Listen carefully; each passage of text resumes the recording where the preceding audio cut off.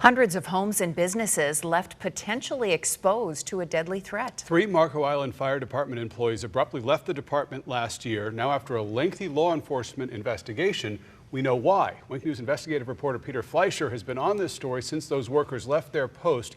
He explains what mistakes were allegedly made and how the department has responded.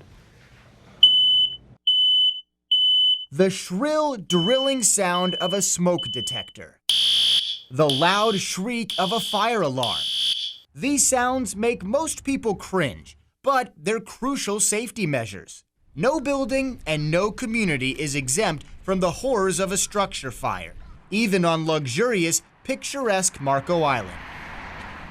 For a stretch of time, hundreds of condos and apartments, thousands of people vulnerable to fires that their building's safety devices might not have been equipped to handle. Marco Island City Manager Mike McNeese admits the severity of the problem. One of our most fundamental roles is to help provide for the public safety. It's getting a lot more attention and it needed.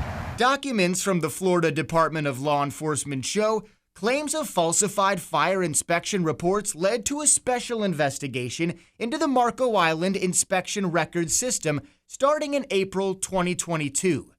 After looking closely, leadership realized just how large the problem was. Came to find out that there were a certain number of inspections over time that had been entered into a system as completed that had never actually been done. That number was approximately 200 building reports that had been falsely submitted into the Marco Island Fire Department's Mobile Eye inspection software. Massive residential buildings holding hundreds of homes.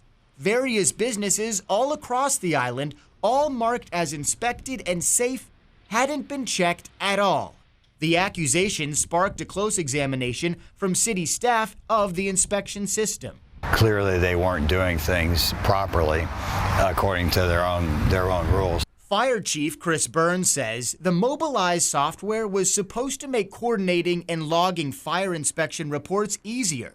Instead, 3 employees submitted inspections that never happened. The issue is not the software itself. It's how it was implemented and not built out to operate it at its true potential. One big sign helped law enforcement realize something had to be off. More than 70 fire inspection records were all submitted on the same day, including at the complex behind me. It would have been physically impossible for anybody to visit all those locations in one single shift. Before a formal investigation could be launched, a longtime fire marshal and 2 fire inspectors resigned from Marco Island Fire. Officials say it's still unclear how much of the blame lies with confusion over the inspection software versus blatant neglect of duty. There were no interviews and there was no inspection because all 3 employees resigned before I ever had a chance to talk to them about it. Clearly, there were people who shirked their responsibilities, whether that was laziness or whatever other reason, or I can't answer that. While no fires started in those 200 buildings, the risk was enormous. Wink News spoke with more than 10 of the businesses whose inspection records were falsified. None of them wanted to speak on camera, but more than half claimed they had no knowledge.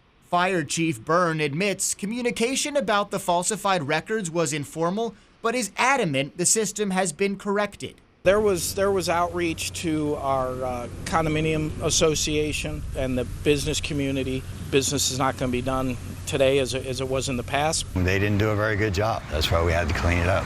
As a result of the departures, Marco Fire had to completely rebuild its fire inspection team from the ground up. Mobilize training has been ramped up, with Chief Byrne and McNeese taking direct roles in fire inspection supervision. A new fire marshal and an entire new team of inspectors has also been hired. It was a fresh start. It was a fresh opportunity for us to now, set the future for the fire prevention division. Not an ideal way to rebuild, but Byrne believes the island is safer than it's ever been. Reporting on Marco Island, investigative reporter Peter Fleischer, Wink News. Now, Wink News attempted to contact the 3 former Marco Fire employees, but we've not heard back. Records show the state attorney's office did not pursue criminal charges on the former fire employees involved with the falsified inspection records, stating there was insufficient evidence to prosecute.